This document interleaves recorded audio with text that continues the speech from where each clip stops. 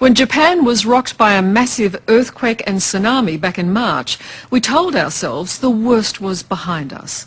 Tens of thousands dead, an economy shattered, whole communities razed. Surely the Japanese had suffered enough. But all these weeks later, the crisis is far from over. The crippled Fukushima nuclear plant is still leaking. And judging from the experience at Chernobyl, recovery won't be measured in years, more like centuries.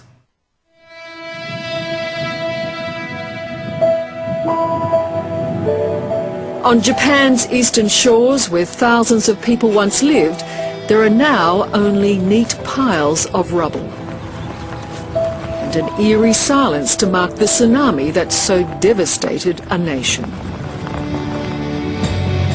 But it's not long before that silence is shattered, signalling there's another disaster looming. What's it saying, Frank? There's nothing like we've had before. We're heading for ground zero of Japan's nuclear crisis, the meltdown of Fukushima power plant. Okay, stop there. It's more than 20 kilometres away, but already we're picking up its deadly fallout. The radiation is building the further we go in, so it's going to be too dangerous to carry on. So we actually have to stop here? Yeah. I'm not willing to take you any further. Radiation expert Frank Jackson and his Geiger counters tell us we've already come too far. So even protective gear is not enough? Gamma radiation is it's the stronger form of radiation. It will go through most things apart from lead. Okay, so that's the sort of radiation we want to avoid? It is, yeah. Okay. Fukushima, a major supplier of Japan's power, once looked like this.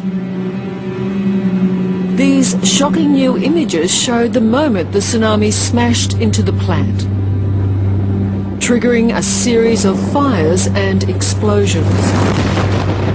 Just 200 kilometres from Tokyo, 3 of the 6 nuclear reactors at Fukushima are now in meltdown, and deadly radiation has already leaked into the sea and air. They say the reactor accident is stable. Yes, that's true. Stable like you're hanging on the edge of a cliff, hanging by your fingernails, and that one by one your fingernails start to crack. That's stability. In other words, it's a race against time.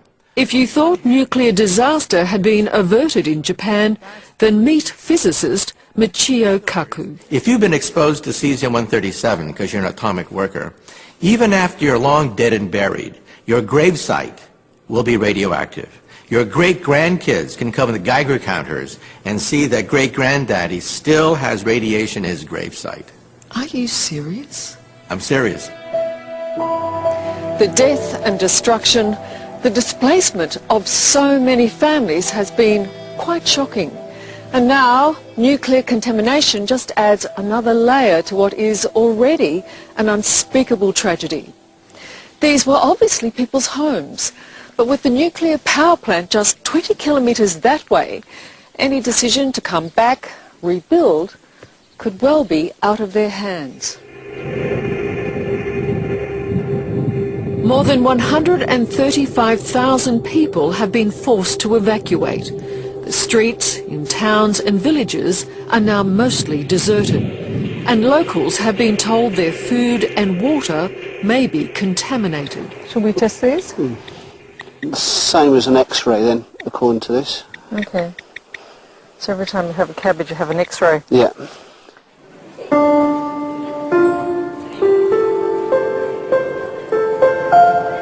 These are Japan's radiation refugees. Thousands who are now living in cardboard shelters, sleeping on the floors of public buildings with few possessions and little privacy, and facing a future that doesn't seem to offer much more. When you look at this, I mean, I do feel like I'm looking through someone's window. People have gone to a lot of effort, haven't they, to try and make a cardboard box home. Into their home. Yeah, I'm really surprised. Some of the photographs and even the windows all drawn and bookshelves all built up and everything. Many Japanese people like Chia Matsumoto fear their country will never fully recover. Do you think you'll ever be able to take food, water, the air you breathe for granted again? Knowingly, no, I don't think so. I just have to believe that that's safe to eat or drink. But somewhere in my mind, I'm sure I know, and I always suspect or I always doubt, I have to ask myself, is this okay? Or if I do this, is it going to show in my health in a few years' time? I already do. These are guinea pigs in some sense, human guinea pigs, to see exactly how radiation disperses in the environment and then exactly how it's incorporated into people's bodies, into children. And as the years and decades go by, we will see an increase in cancer. To get some idea of what that means for the people of Fukushima, we've journeyed to the only other place on Earth that has seen such a disaster, Chernobyl. This is Pripyat, once a city of 53,000 people, purpose-built for Chernobyl workers and their families, now a ghost town. In the morning, it was 34 hours after the accident, they told people to get documents and get outside of the building. But for the people of that city, they thought they were leaving for just 3 days. For 3 days, yeah. So they left everything. Basically, yes. No one will ever go back there, will they? That's for sure. In 1986, the Chernobyl nuclear reactor in the former Soviet country of Ukraine exploded. Sergei Ivanchuk was 16. When it happened, nobody in this country, in the world, knew how bad it was. Even the director of the power plant, even the people who worked there. I think the first people who realized that it was bad, those firefighters that, you know, the first victim that died first night. Those firefighters were brought here to this now abandoned hospital. My goodness. And down in its basement are their discarded, contaminated uniforms, their boots, coats, and even a cap. You know what's shocking about this, Sergei, is that 25 years later, this is still incredibly radioactive. Yeah, definitely. It is a terrible reminder of the horrors those rescue workers faced, of not just a fire, but an invisible enemy.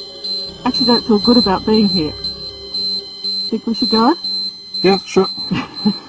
And when it contaminates a community, this can be the result. what's this? At Kiev's radiation hospital, built specifically for Chernobyl victims, children born years after the disaster are today battling cancer and other illnesses believed to be caused by the contamination. How do you feel about that? It's something you didn't see, but it affects you. But I understand that it was very terrible, and this time it was so bad.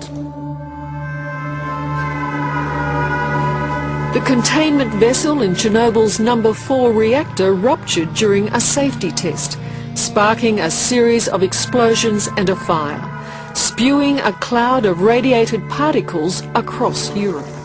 Helicopters came in with boric acid, sand, concrete, with lead shielding to protect the crew, and dumped 5,000 tons of boric acid, sand, concrete, and just buried the reactor. It took years to do this, and created a sarcophagus. Today, Reactor 4 is an industrial blight on the Ukraine landscape. And the concrete cover you see a mere band-aid over a molten core that's still hot and some fear is still melting.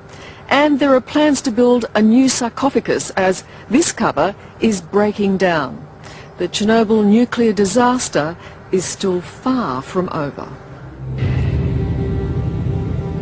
To this day, there is a 30-kilometre exclusion zone surrounding Chernobyl. And visitors must first get government approval to come here because high radiation levels are still being recorded. This device is purely to detect the radiation in the air, and this area is supposed to be very radioactive. And when I bring it along to somewhere like this, it becomes very active.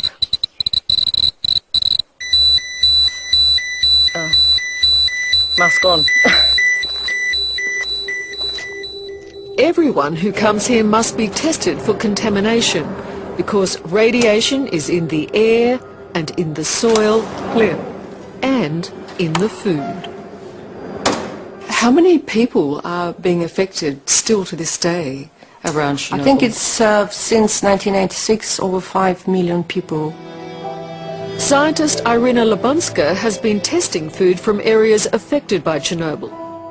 One of the things I feel I should know now is where a nuclear reactor is in any country because it may affect me, even if I don't live in that country. Yes, because as you know, Chernobyl fallout was over the world. Still now in England we have some pastures which are not used for grazing of animals because they still have contaminated with cesium from Chernobyl. All of us have a piece of Chernobyl in our bodies. Realize that we could take Geiger counters, scintillation counters, and actually see that radiation from Chernobyl has been incorporated into our flesh and tissue. And that will be the same with Fukushima. That's right. In fact, the whole world will be exposed to the radiation from Fukushima. It means that the radiation went over the Pacific Ocean, sailed over the United States, and it is now circulating around the entire Earth. So we're already getting it. We are already getting radiation from Fukushima. Do you fear that Fukushima will become the Chernobyl of Japan, a dead center, a place that no one can ever go back to? I think, unfortunately, it will become that way, and it has to be that way, or it has to be kept that way. This nuclear disaster brings with it an enemy its victims can't see or smell, yet has the power to take everything from them. A cheap, reliable energy source that could now cost them dearly. Every nation of the world that has decided to go nuclear has to reassess the real dangers. What's going to happen over a 100-year, 500-year time frame? These things do happen. They don't happen often, but when they do happen, it could wipe out the economy of a whole nation. And so nations have to democratically decide for themselves, are they willing to take the risk?